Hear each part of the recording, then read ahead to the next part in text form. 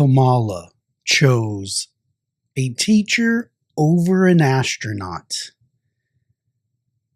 There's millions of teachers.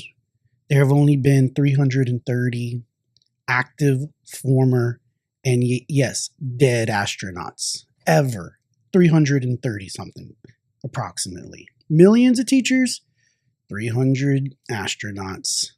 I'm not trying to poo-poo on teachers, but they certainly went with ideology over accomplishment in this sense. All right.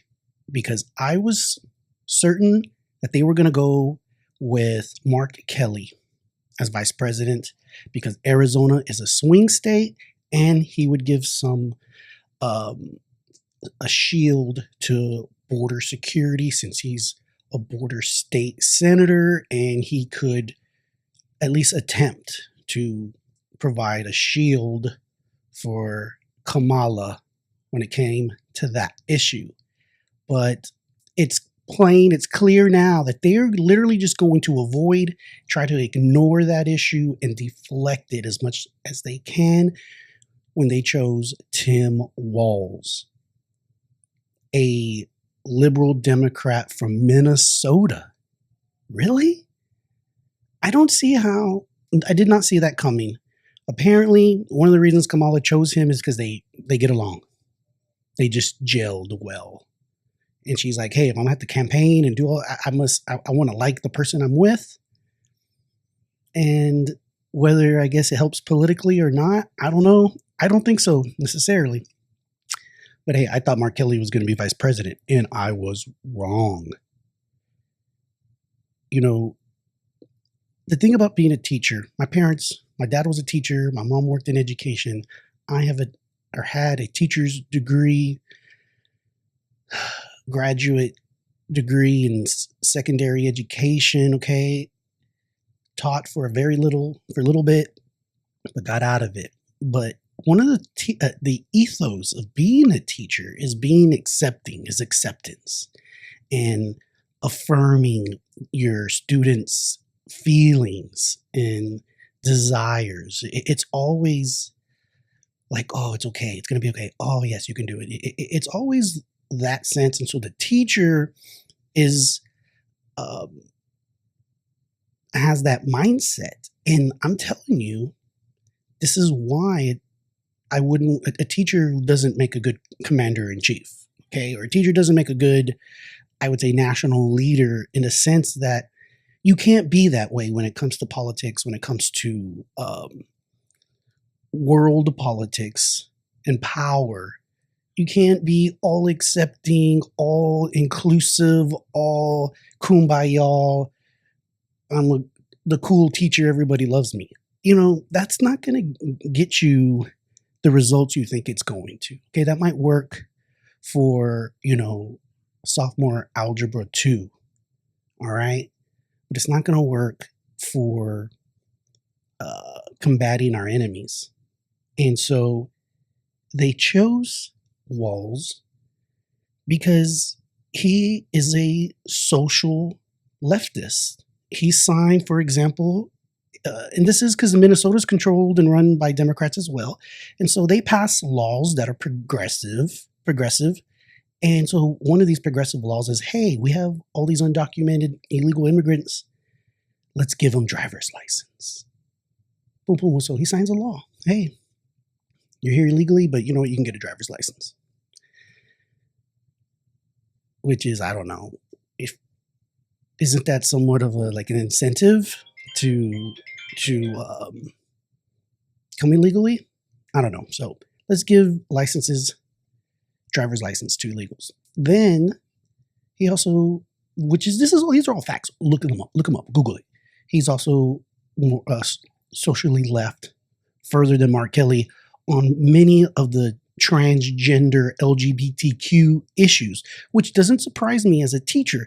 Nowadays, you cannot be a social conservative and be you could probably be a teacher, but to get into administration, and really even to be a teacher, you got to be careful, because you can have an opinion on any one of your children, any one of your students' um, orientation or identity. It's just, oh, I accept it. Whatever it is you want to be, hey, it's not even toleration anymore. It's like, yeah, you go, and you got to kind of celebrate it. And there's no stepping back from that.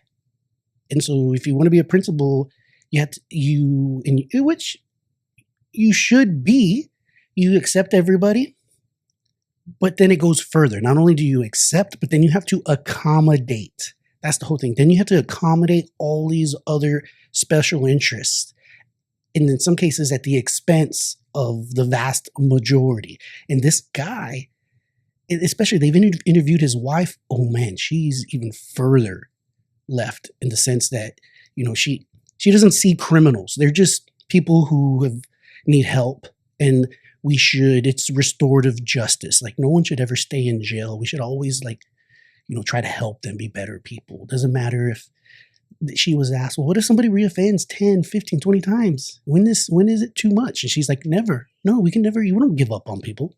These are, again, but this is the ethos. This is the philosophy, the identity, the ideology of a lot of bleeding heart liberals who are in education. Trust me. If you're a teacher and you get into the administration and you're in a room with 20 people, if you're conservative, you're going to be in the minority by far. Okay, it's going to be 70%, 80% Democrats, 100%.